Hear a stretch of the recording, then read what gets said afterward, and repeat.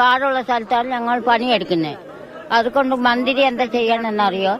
ഈ പുലിനെ പിന്നെ പിടിക്കാനുള്ള തീരുമാനമാക്കണോ? നിങ്ങൾക്ക് ഈ തേയില നുള്ളാൻ പോകുമ്പോൾ ഇത്തരത്തില് വന്യജീവികളെ ഭയപ്പെട്ട് ഈ മൃഗങ്ങളെ പേടിക്കേണ്ട ഒരു സാഹചര്യമാണുള്ളത്. ആനന്റെ ശല്യം പേടിയുണ്ട്, പുലിന്റെ ശല്യം പേടിയുണ്ട്. മനുഷ്യനല്ലേ ഇവരെ പിന്നെ 1 കോടി 1.5 കോടി അയച്ചാലും ഒരാളെ നഷ്ടപ്പെട്ടാൽ അത് തിരിച്ചു കിട്ടൂല. പണം കിട്ടിച്ച ഒരു കാര്യമല്ല. മനുഷ്യൻ തന്നെ വേണം. പോവും നാളെ ഞങ്ങൾക്ക് സ്ഥിതി ഇങ്ങനല്ലേ, ഞങ്ങളുടെ സ്ഥിതി ഇങ്ങനല്ലേ.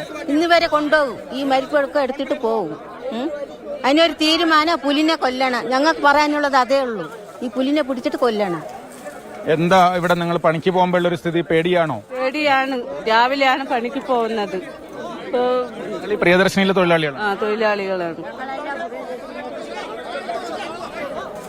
ഇപ്പൊ വെടിവെച്ച് കൊല്ലണമെന്ന ഞങ്ങളുടെ തീരുമാനം അത് തന്നെയാ, കൊല്ലണം. ഞങ്ങൾക്ക് ജീവിക്കണ്ടേ?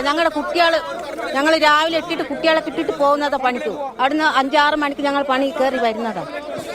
ഞങ്ങൾ എന്ത് തന്നെ ഞങ്ങളൊന്നും അറിയില്ല. ഇവർ വിളിച്ചത് കൊണ്ട് ഞങ്ങൾ അറിഞ്ഞിട്ട് ഞങ്ങൾ അക്കരെ മലയിലെ പണിയെടുത്തത്. ഇന്നിപ്പോ ഒരാൾക്ക് വന്നു, നാളെ ഒരാൾക്ക് വന്നാലും അത് നട്ടം തന്നെയല്ലേ സാറേ.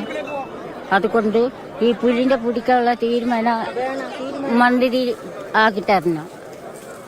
അപ്പൊ നമ്മളെ കുട്ടികളും മക്കളെല്ലാം ഉള്ളതാ. അതാണ് ഇവർ സംസാരിച്ചവർ. ഈ പ്രിയദർശിനി തേയില എസ്റ്റേറ്റിലെ തൊഴിലാളികളാണ്. അവർ പറയുന്നത് അവരുടെ സുരക്ഷ ഉറപ്പാക്കണം. ഈ കടുവയെ വെടിവെച്ച കൊല്ലാനുള്ള തീരുമാനം ഉണ്ടായേ പറ്റുള്ളൂ.